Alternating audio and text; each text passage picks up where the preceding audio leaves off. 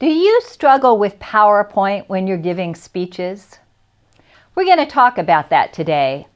This is Ignite Success, and I'm your host, Snowden McFall, 25-year professional speaker, 6-time author, and coach for women in confident public speaking, stress and burnout, and business growth success. Death by PowerPoint. That's a phrase we've all heard, and unfortunately, all too many of us have suffered through it. Really what that means is when someone has a PowerPoint presentation and they read the whole thing word by word by word to the audience, putting them to sleep and likening it to death. You don't want to do that. You want to be the most effective, confident, and successful presenter that you can be. And so I'm going to give you some tips and tools about how to set up your PowerPoint for success, what to do if your PowerPoint fails, and how to make the most of every presentation. Let's talk about the slides themselves. Be prepared to give your entire speech and presentation regardless of whether PowerPoint works or not. I can't tell you how many times I and my colleagues in National Speakers Association have encountered mechanical difficulties, electricity problems, you name it. There's a million and one things that go wrong. And if the PowerPoint fails, you should just be able to just keep going smoothly, easily, and your audience is fine. Do not hand out to your audience the script from your slides. Why should they even bother paying attention to you? Why should they even bother paying attention to the PowerPoint? If they've got it all there, why bother? I know it's a tool in PowerPoint, but don't use it. Instead, give a short worksheet, a 1 or 2 pager that's got key points that you want them to remember and a call to action on it. So how do you structure your PowerPoint so that it's effective? The research on the brain is very interesting. If you have a sentence on PowerPoint and someone is saying that same sentence while you're reading it, you retain 0% of it, none of it. Multiple messages split the attention of the brain and lead to 0 retention. So what do?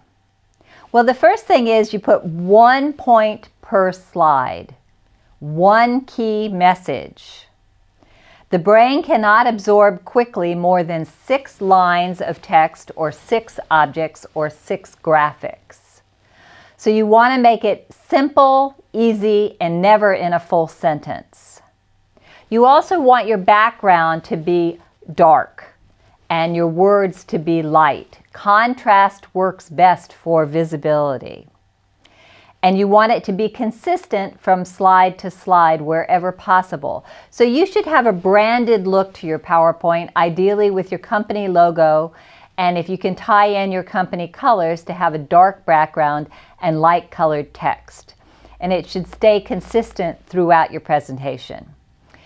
You should have the point size be point size of either 32 to 36 point size. And that font size should be in something simple and clean and easy to read, like Times New Roman or Arial or Calibri. You can certainly tie it into the font that your company uses as its brand, but make sure it's highly legible and easy for everybody to read.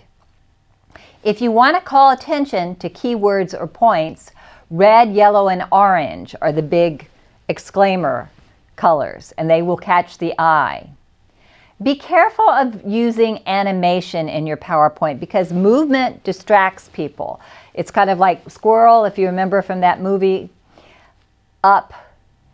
You don't want to distract people. You want them to be focused on you, the speaker. The PowerPoint is just an accent to give some interest points, to highlight some key major information points, but you do not want the PowerPoint to be the focus. You want you to be the focus. So ideally, set up the screen to the side of the room and set up the camera away from you so that you can walk freely in the very front of the room and not have to continually go in front of the camera. Have simple transitions from slide to slide. None of the fancy stuff that you can do because that's going to distract people. It's movement. And make sure that you grab people and you grab their attention with you, with vocal variety, with emphasis, with stories, with your passion. Be careful you do not use typos and misspellings and grammar mistakes in your presentation, because some people will focus on that. So the key to being effective as a speaker, particularly if you're a woman using PowerPoint, is to prepare and practice.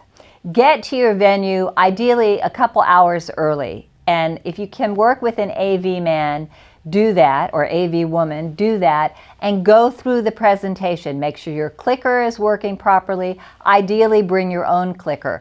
Bring your own laptop, and always bring your PowerPoint presentation or keynote presentation on an extra USB drive in case you have to plug into somebody else's laptop. Practice it. Make sure you know exactly how things work.